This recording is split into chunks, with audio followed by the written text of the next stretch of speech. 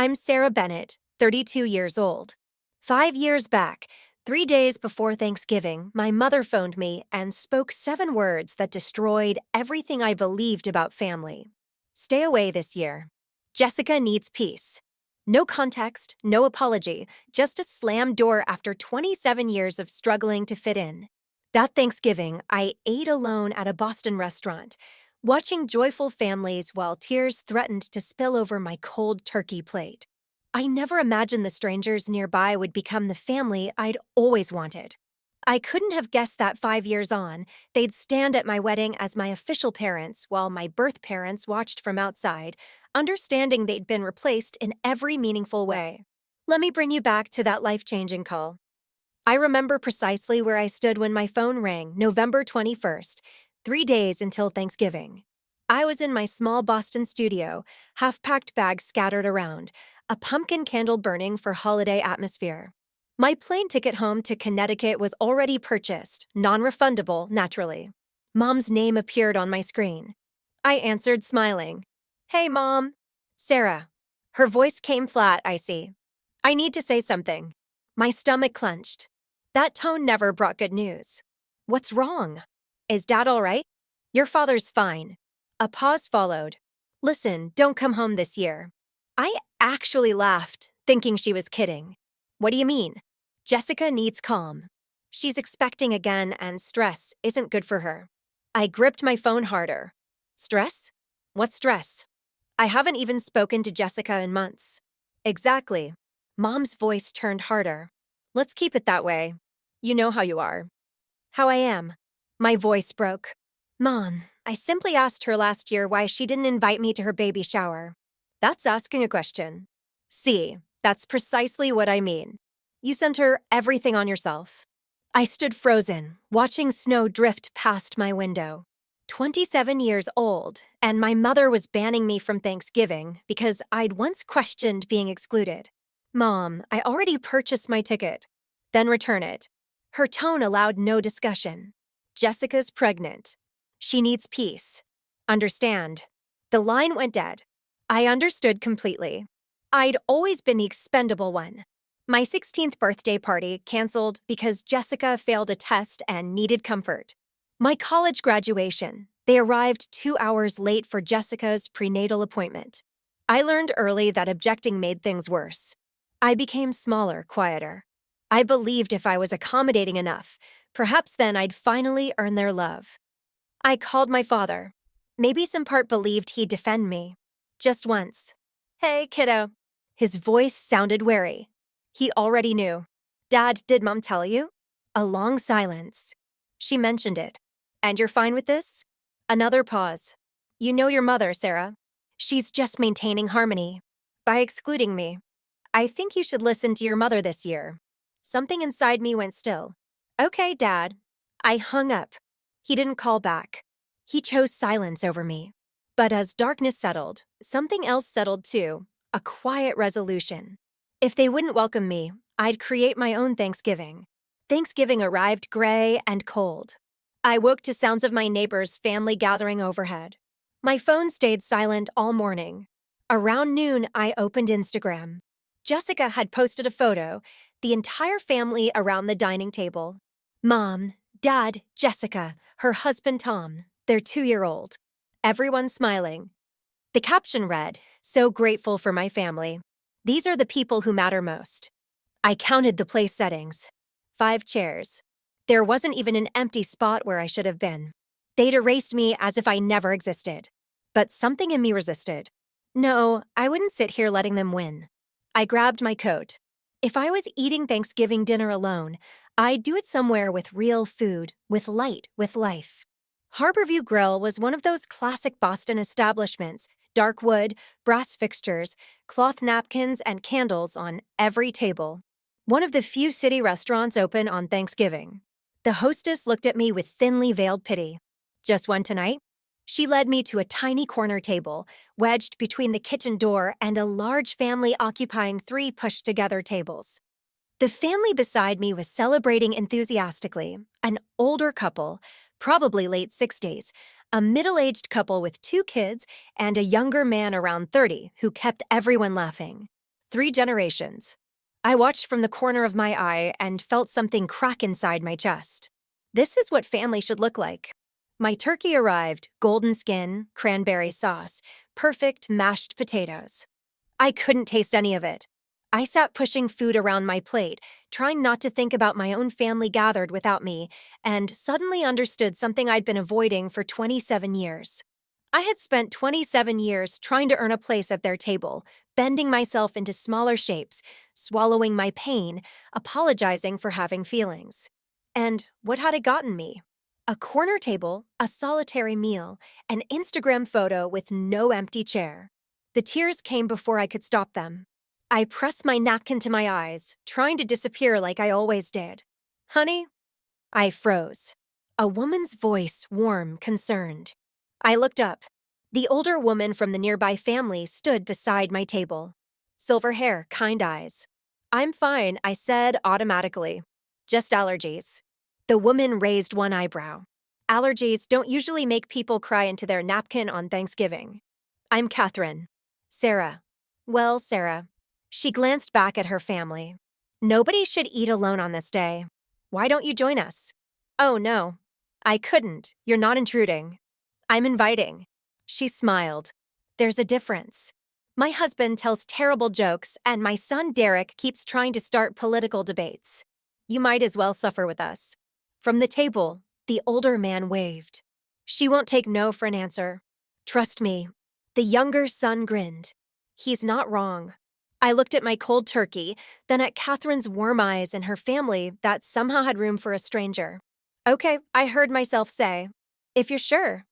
Catherine placed her hand on my shoulder. "Come on." We just opened another bottle of wine. They made room for me like I'd always belonged. Someone pulled up a chair. Someone handed me a plate. "I'm William," the older man said. "This is my wife, Catherine, our son James and his wife, Rachel, their kids, Emma and Oliver, and our youngest, Derek. I'm Sarah." "Thank you so much for— What do you do, Sarah?" James asked, passing the potatoes. "I'm a graphic designer, mostly freelance." Derek caught my eye from across the table. He was around my age, with dark hair and an easy smile. Fair warning, my dad's about to tell a joke. William grinned. "What did the turkey say to the computer?" "Dad, no," James groaned. "Google, Google, Google." The kids burst into giggles. And I actually laughed. A genuine laugh for the first time all day. William raised his glass. A toast to unexpected guests who make our table complete. I looked around at these strangers and felt something I hadn't felt in years. Warmth. Acceptance. Belonging. After the main course, Catherine moved to the chair beside mine. "How are you doing?" "Really?" Something about her directness made me want honesty. "My mom called me 3 days ago," I finally said. "Told me not to come home for Thanksgiving. My sister's pregnant and didn't want stress." Catherine nodded slowly. "Can I tell you something I learned in 30 years as a family lawyer? People who accuse you of causing drama are usually creating it. They just need someone to blame." The words hit me like physical force. "You're not the problem, Sarah." Catherine placed her hand over mine. "You never were." Those were the words I'd needed my entire life. As we prepared to leave, Catherine pressed something into my hand, a small card with her contact information. "If you ever need to talk," she said, "call me." I mean it. William appeared beside us. "Sunday dinners every week at our place. You're welcome anytime." She could, Derek said, joining us. And she should. Catherine squeezed my hand. "Family isn't blood, Sarah. It's showing up." I stood there holding a business card from a woman I'd met 3 hours ago, receiving an open invitation from strangers. "Okay," I said. "Maybe I'll stop by sometime." Catherine smiled like she'd known I'd say yes all along. I had no idea I'd just met my future family. By early December, I finally accepted the Sunday dinner invitation. That first Sunday, I stood on the Andersons' porch in Brookline for 5 minutes before I worked up courage to knock. Catherine opened the door before I could change my mind. "There you are." She pulled me into a hug. "We saved you a seat." That was the first of many Sundays. Over the next 6 months, I became a regular. William taught me chess. Catherine showed me her secret pie crust recipe. James's kids started calling me Aunt Sarah. And Derek, and I became real friends. I didn't hear from my biological family once. For the first time in my life, I stopped noticing because for the first time, I wasn't performing for love. I was just loved. One spring afternoon, about 8 months later, Catherine and I were sitting on her back porch. "Have you heard from your parents?" Catherine asked.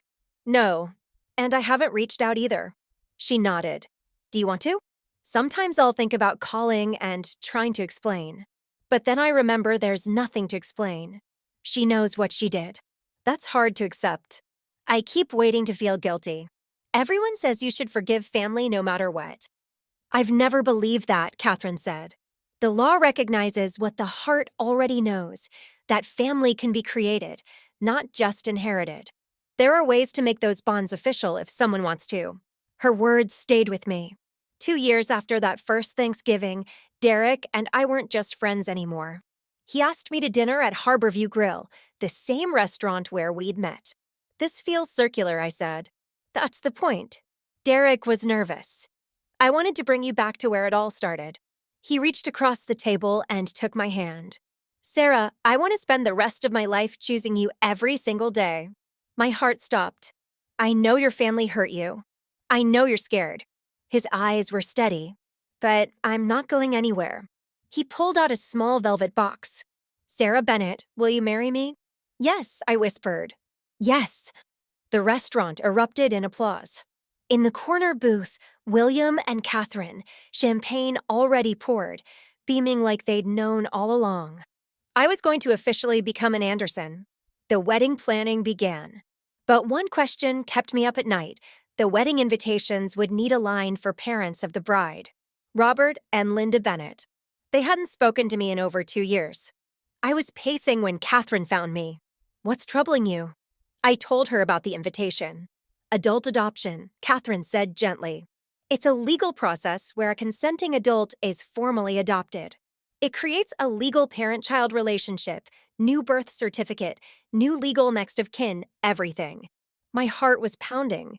That's real. Very real. I've helped many people through it.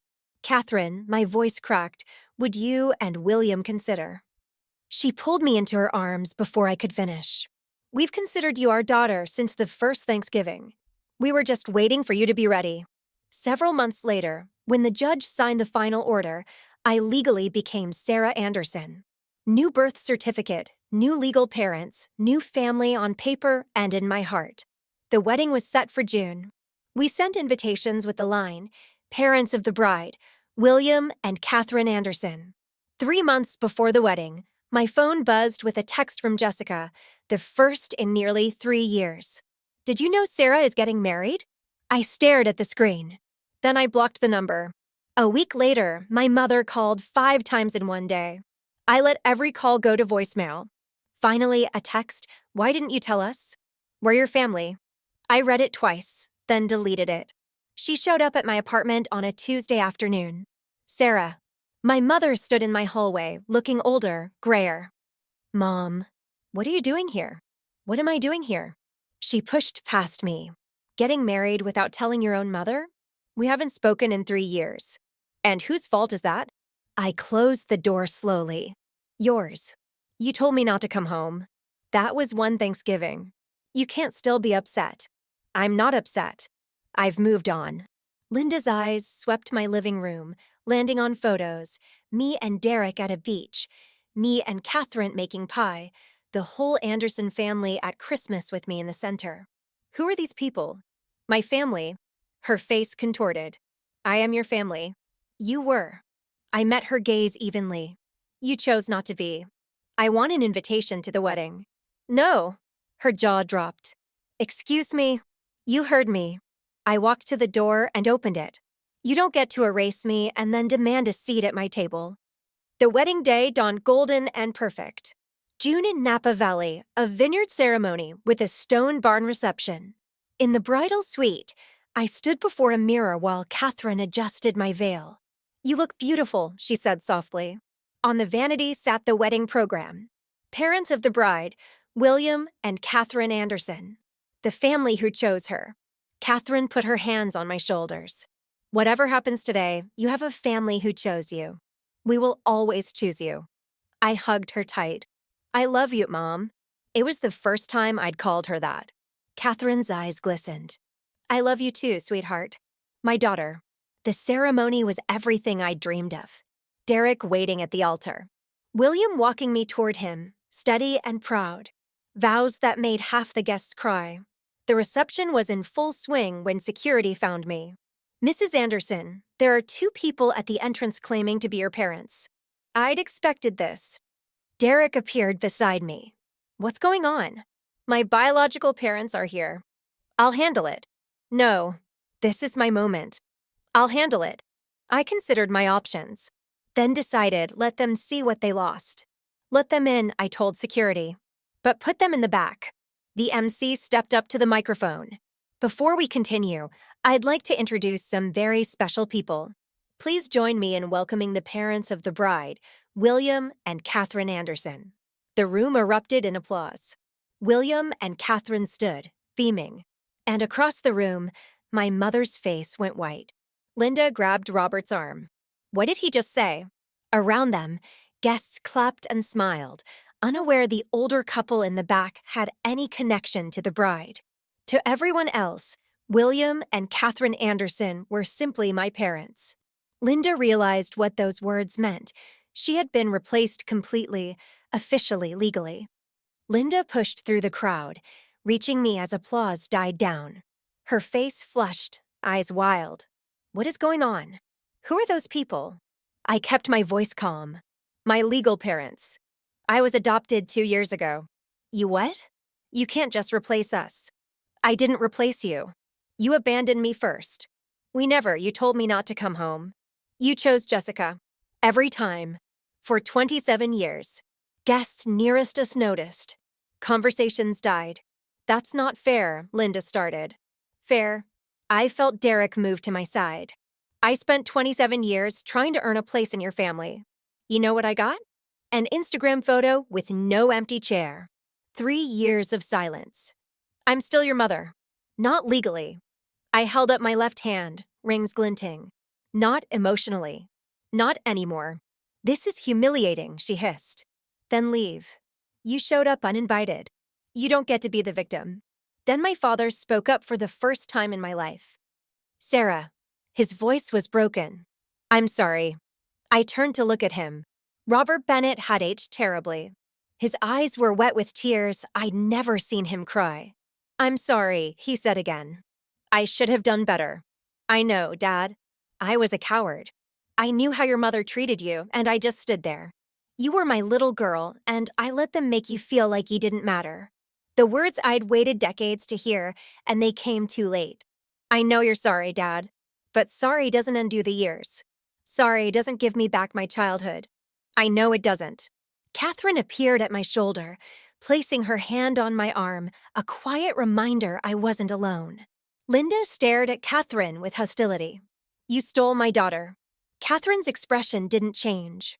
I didn't steal anything, Mrs. Bennett. William stepped forward.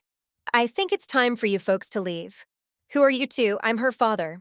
Legally and in every way that matters. You stole our daughter. William shook his head, calm. No, ma'am. You gave her away. We just picked up what you threw out.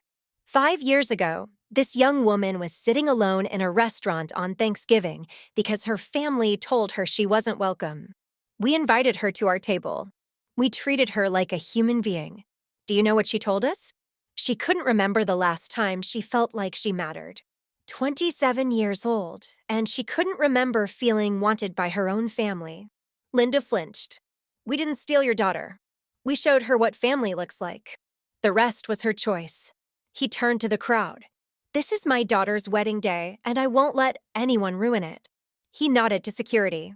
Please escort these people out. William put his arm around me. Sarah is an Anderson now, and Andersons protect their own. Before security could lead them away, I held up my hand. Wait.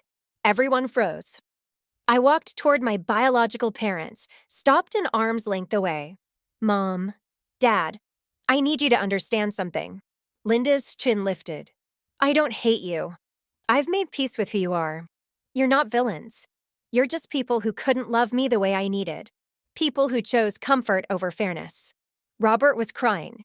Linda's face was a mask. But I've also made peace with who I am. And I'm someone who deserves to be chosen. Not as a backup, not as an afterthought, chosen first. I looked at them both. You didn't choose me. They did. And I choose them. The room was silent. I'm not erasing you from my history. I'm just not giving you a seat at my table anymore. That's not revenge. That's just the consequence of your choices. I nodded to security. Goodbye. As they were escorted out, the guests began to applaud. Not for the drama for me.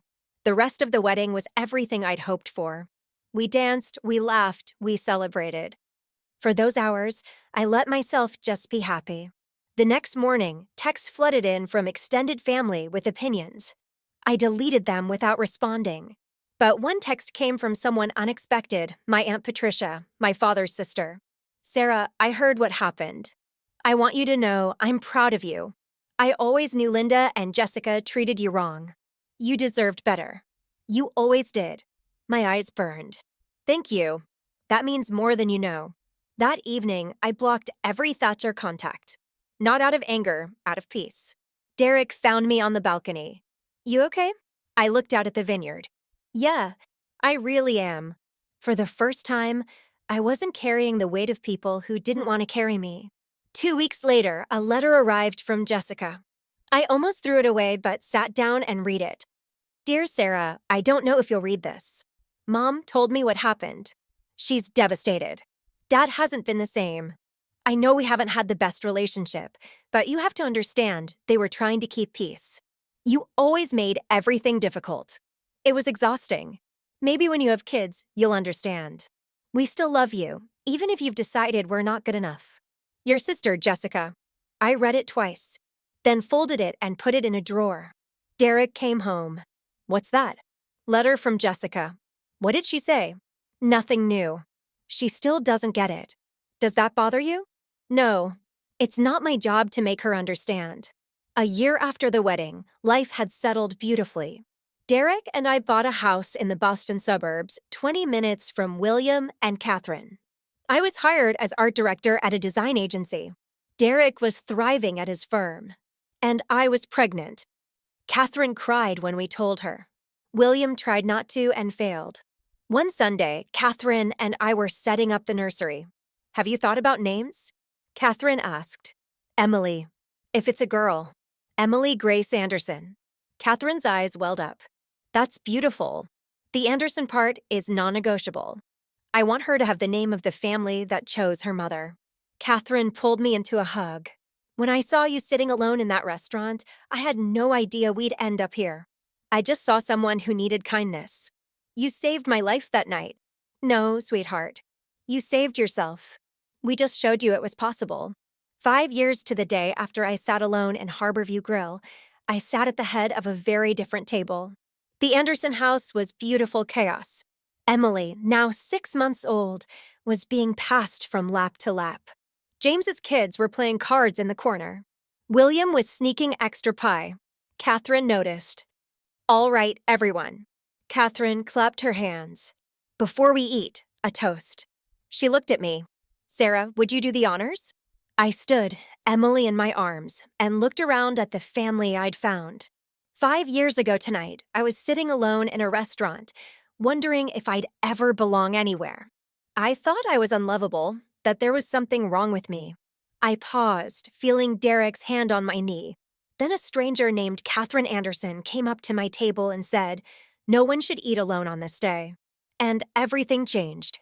William wiped his eyes. Catherine was already crying. So here's my toast to family. Not the one we were born into, but the one we build. The one we choose. The one that chooses us back. To family, everyone echoed. Glasses clinked. Emily gurgled. And I looked around at my people and felt something I'd chased my whole childhood. I belonged completely, unconditionally. For the first time in my life, I was home. After dinner, Derek and I sat on the porch with Emily asleep between us. Do you ever think about them? Derek asked quietly. Sometimes. In the middle of the night. I'll wonder how they're doing. Does that make you sad? I looked at Emily, her tiny fist, her perfect mouth, her peaceful breath. It used to, but not anymore. I spent so many years being sad about a family that didn't want me. My life is too full now. What changed? I did. I stopped waiting for them to love me the way I needed. I stopped shrinking myself. And I started building something new. Through the window, I could see the Anderson family laughing and talking. Setting boundaries isn't revenge. It's survival. It's choosing yourself when no one else will. Derek kissed my forehead. I'm glad you survived. Emily stirred. I picked her up and held her close. I'll never make you earn my love, I whispered to her. You'll always know you're wanted. If you're watching this and you've been the scapegoat of your family, if you've been told you're too much or too sensitive just because you asked for fair treatment, I want you to know something. It's not you. It never was. You deserve to be chosen, not as a backup, not as the expendable one. Chosen first. Chosen fully. Without conditions. Family isn't blood. Family isn't obligation. Family is the people who show up. The people who see you crying alone and invite you in. The people who open their hearts and their legal documents to make you officially, permanently theirs. I spent 27 years trying to earn love from people who were never going to give it. Then I spent 5 years learning what love actually looks like from the family that chose me. If the people who are supposed to love you can't do that, if they've proven you'll always come last, you have the right to build your own family. You have the right to walk away. You have the right to be happy. That's not revenge. That's just living your life without people who don't deserve a seat at your table. I found my people, and I hope you find yours too. Thank you for being here. If this story touched you, please like and subscribe. Share your experience in the comments. I read every one. Until next time, remember, you deserve to be chosen.